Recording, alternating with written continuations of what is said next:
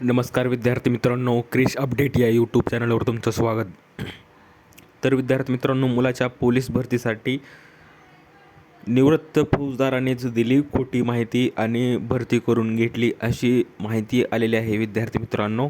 तर ती माहिती खोटी कशी भरली फौजदाराने स्वतःच्या स्वार्थासाठी, तर याविषयी आपण सर्व माहिती या व्हिडिओमध्ये पाहणार आहोत. तर माहिती पाहण्याच्या अगोदर तुम्ही जर पहिल्यांदा चॅनलवर आला असाल तर चॅनलला सबस्क्राईब करायला विसरू नका, जेणेकरून सर्व लेटेस्ट अपडेट तुम्हाला लवकरात लवकर या चॅनलवर मिळून जाईल. तर विद्यार्थी मित्रांनो, फौजदारानेच स्वतःच्या मुलासाठी खोटी माहिती दिलेली आहे. तर पुत्रप्रेम अंगलट आलेला आहे आणि पोलीस पाल्य समांतर आरक्षणासाठी लबाडी बीड शहर ठाण्यात फसवणुकीचा गुन्हा हा दाखल झालेला आहे. तर याविषयी आपण पूर्ण माहिती पाहूया, कशाप्रकारे त्यांनी फसवणूक केली. तर पोलीस दलातून निवृत्त झालेल्या एका पोलीस उपनिरीक्षकाने स्वतःच्या पदाची माहिती लपवून आणि पोलीस अधीक्षक कार्यालयाची दिशाभूल करून मुलाला पोलीस भरतीमध्ये पोलीस पाल्य समांतर आरक्षण मिळवून दिल्याचा प्रकार बीडमध्ये समोर आला आहे.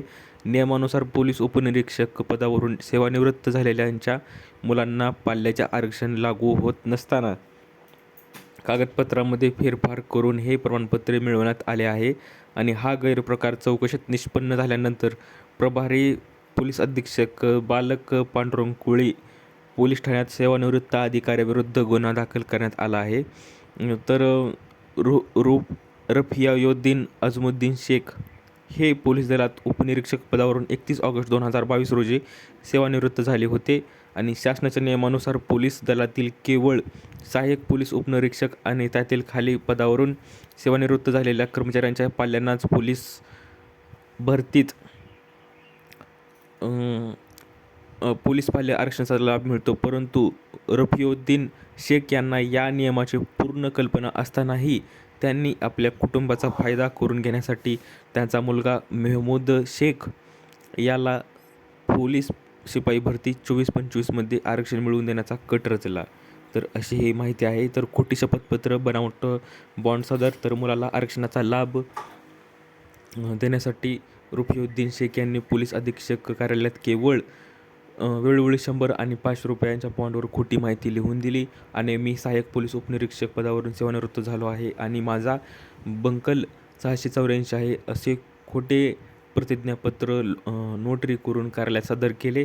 आणि या खोट्या माहितीच्या आधारे त्यांनी कार्यालयीन मंजुरीचे पोलीस पाल्य प्रमाणपत्र हस्तगत केले आणि गुन्हा दाखल प्रमाणपत्र ही आता सध्या रद्द करण्यात आलेलं आहे.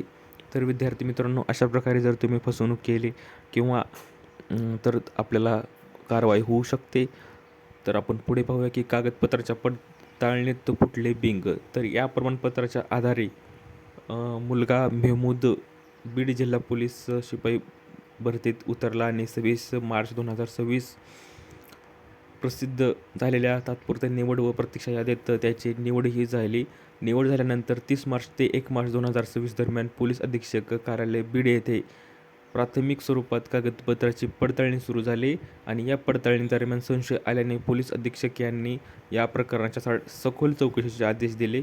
आणि या चौकशीत आपण पाहू शकतो की उमाशंकर कस्तुरे यांनी या प्रकरणाची चौकशी केली आणि त्यांना लेखा अधिकारी व वेतन पडताळणी पथक छत्रपती संभाजीनगर आणि नागपूर येथील पेन्शन पेमेंट ऑर्डरची तपासणी केली असता रफिउद्दीन शेख हे S10 पोलीस उपनिरीक्षक श्रेणीचे निवृत्त वेतन घेतल्याचे आणि त्यांनी चुकीची माहिती देऊन कार्यालयाची फसवणूक केल्याचे आढळून आलेले आहे. तर विद्यार्थी मित्रांनो, अशी ही पोलीस स्वतःच्या मुलासाठी त्यांनी खोट्या माहितीच्या आधारे त्यांना भरती केलं होतं पण कागदपत्र तपासणीद्वारे त्यांची ही खोटी माहिती उघड झाली आणि त्यांचं बिंग फुटलेलं आहे. तर अशी ही माहिती आहे विद्यार्थी मित्रांनो. दिलेली माहिती समजली असेल तर व्हिडिओला लाईक करा, जास्तीत जास्त शेअर करा आणि अशाच अपडेटसाठी क्रिश टॉक या चॅनलला सबस्क्राईब करायला विसरू नका. तर भेटूया पुढच्या व्हिडिओमध्ये अशीच एक अपडेट घेऊन. तोपर्यंत धन्यवाद.